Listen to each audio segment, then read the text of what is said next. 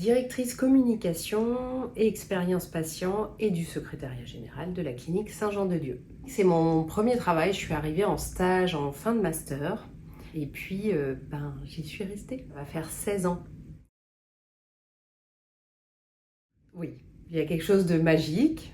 On a des relations avec nos collègues qui sont très fortes avec certains, très anciennes parce qu'on est beaucoup d'aficionados à être là depuis 10, 15. On a traversé plein de choses ensemble, on a grandi ensemble aussi pour moi, puisque moi c'était mon premier travail. Il y a un esprit familial. Moi j'ai toujours adoré les microstructures en fait. Enfin, j'aime le côté de connaître les gens, de les retrouver, enfin voilà, que ce soit... Et il y a un côté très accueillant. Il y a beaucoup de sourires. Il y a son côté historique aussi, moi, qui m'est précieux. Pour moi, quand il y a de l'histoire, il y a du sens. Aujourd'hui encore, quand les patients viennent à la clinique, disent qu'il y a quelque chose de spécial ici, et les professionnels aussi le ressentent. Alors évidemment, on a réussi à faire perdurer ces valeurs qui sont anciennes, en fait, qui sont ancrées dans l'établissement. Ici, il y a des vraies valeurs d'hospitalité et que je pense qu'ils sont partagées par tous et vécues par tous, en fait. Voilà, c'est ce qui fait que c'est un petit peu spécial. C'est les valeurs de Saint-Jean-de-Dieu, en fait.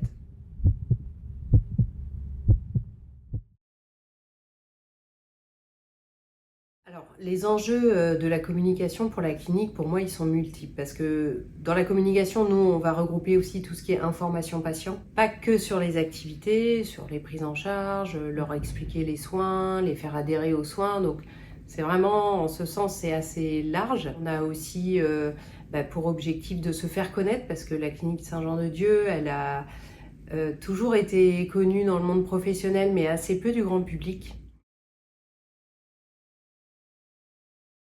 Valoriser les professionnels, leur montrer ce qu'ils apportent, justement que peut-être leur façon de faire soignante est spéciale ici, et mettre ça en avant. Et je pense que ça les encourage à continuer. Voilà, c'est important de prendre soin d'eux, parce que s'ils se sentent bien, on prendra bien en charge les patients.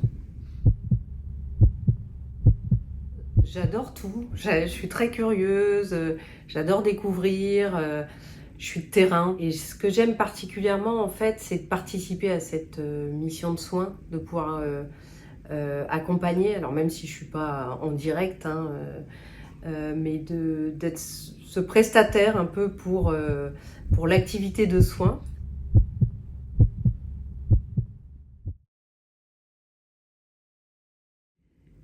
J'avais un rêve quand j'étais petite, c'était d'avoir une maison. Je sais pas, je pense que ça symbolisait un peu la famille. Puis moi, je viens quand même d'une famille plutôt de terriens. Et je crois qu'il y a quelque chose de très terre à terre en moi, de toute façon, qui est là et qui fait que c'est des rêves de terre à terre.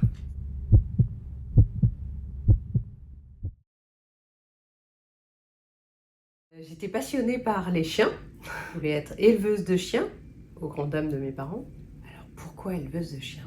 Il y a un côté meute, j'aime bien le côté familial, les petits groupes. Donc je pense que je retrouvais ça dans cet animal.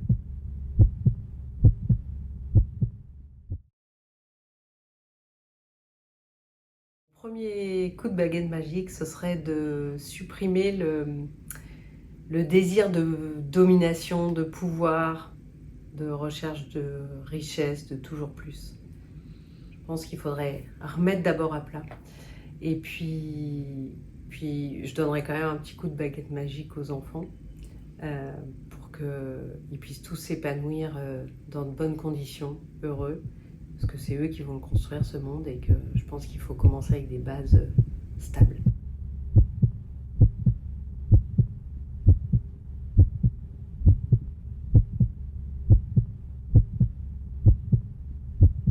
I have a dream that one day down in Alabama, with its vicious racists, with its governor having his lips dripping with the words of interposition and nullification. One day right there in Alabama, little black boys and black girls will be able to join hands with little white boys and white girls as sisters and brothers. I have a dream today